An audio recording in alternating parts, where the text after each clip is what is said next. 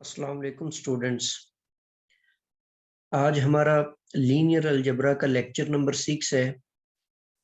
इसके अंदर हम लीनियर इंडिपेंडेंस ऑफ फंक्शंस को स्टडी करेंगे और basis of a vector space और dimension of a vector space. इन टॉपिक्स को हम आज के लेक्चर में डिस्कस करेंगे। जी, फर्स्ट ऑफ ऑल है लीनियर इंडिपेंडेंस ऑफ फंक्शंस। इसको कल भी हमने डिस्कस किया था, लेकिन इसमें एक कंफ्यूजन थी। उस पॉइंट को आज हम क्लियर करते हैं। तो फंक्शंस को आपने फंक्शंस की इंडिपेंडेंसी चेक करने के लिए हम रोंस्कियन को डिफाइन करते हैं। First of all, what means Wronskian. Suppose कर लेते हैं कि हमारे पास एक फंक्शन f1 है, एक फंक्शन f2 है, अप टू सो ऑन। ये हमारे पास n फंक्शंस हैं और सारे के सारे फंक्शंस n-1 टाइम्स डिफरेंशिएबल है, पूरी की पूरी रियल लाइन आर के ऊपर। फिर आप क्या करेंगे, एक ऐसा डिटर्मिनेंट बनाएंगे, एक ऐसा मैट्रिक्स बनाएंगे जिसकी फर्स्ट रो जो होगी उसमें ये सारे के सारे फंक्शन लेंगे, f1 of x, f2 of x, f3 of x up to so on. First row में सारे आपने फंक्शंस लेने हैं और सेकंड रो में सारे फंक्शंस के फर्स्ट डेरिवेटिव लेने हैं। थर्ड रो में सेकंड डेरिवेटिव्स आ जाएंगे up to so on. Last row जो इसकी बनेगी उसके अंदर आपने इनके n-1 डेरिवेटिव्स ले लेने हैं। तो इस सारे का ये जो डिटर्मिनेंट है, इस डिटर्मिनेंट को हम रोंस्कियन ऑफ द दीज फंक्शंस कहेंगे।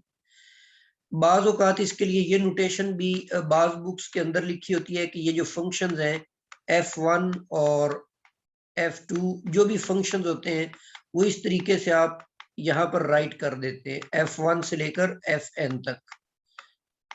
जस्ट आप w ऑफ x के तौर पर भी आप इसको लिख सकते हैं। अच्छा, ये जो फंक्शंस की इंडिपेंडेंसी है, ये डिपेंडेंसी है। सपोज पहले हम लीनियर डिपेंडेंट फंक्शंस को लेते हैं।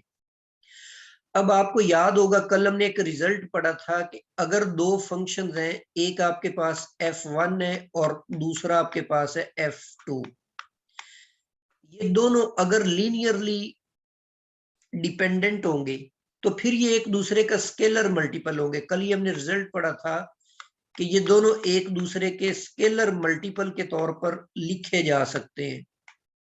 ठीक है, फिर हम इनको इस तरीके से राइट कर सकते हैं। अब अगर आप इनका इन फंक्शंस का रोंस्कियन फाइंड आउट करें, w of x find out करें, तो फर्स्ट रो में तो आप इन फंक्शंस को ही रखेंगे। यहाँ पे आपके पास f1 आ जाएगा और यहाँ पे आपके पास f2 आ जाएगा।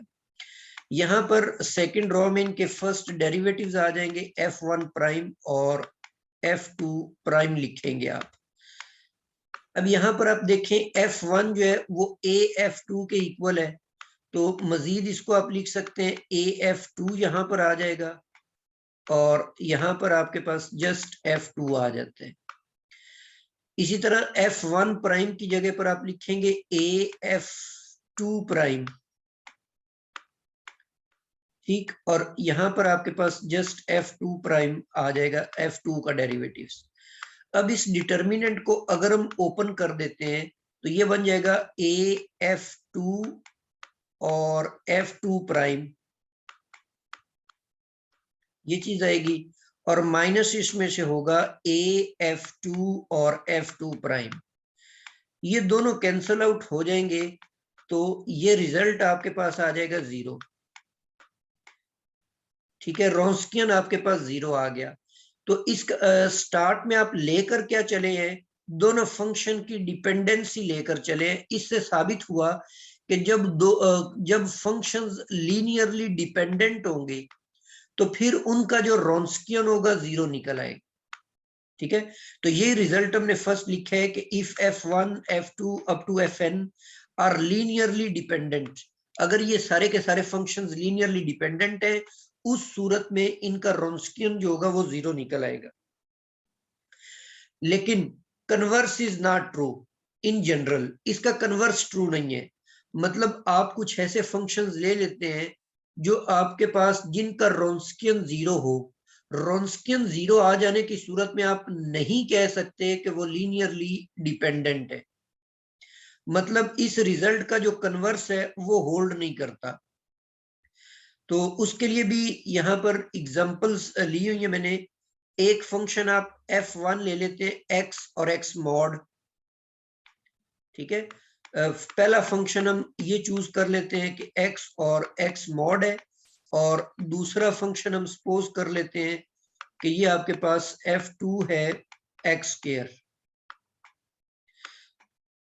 अब ये दोनों फंक्शंस जो हैं ये लीनियरली डिपेंडेंट नहीं है, क्योंकि कोई भी फंक्शन दूसरे का स्केलर मल्टीपल नहीं है। तो स्केलर मल्टीपल ना होने की सूरत में ये इनका अगर हम रॉन्स्कियन निकालते हैं तो इन दोनों का रॉन्स्कियन ऐसे निकलेगा कि फर्स्ट रो में तो आप इन्हीं फंक्शंस को रखेंगे, एक्स स्क्वायर आ जाएगा और एक्स और मॉड एक्स आ जाएगा। एक्स स्क्वायर का डेरिवेटिव 2x होता है और x मॉड x का डेरिवेटिव फाइंड आउट करेंगे तो ये 2 मॉड x बन जाएगा।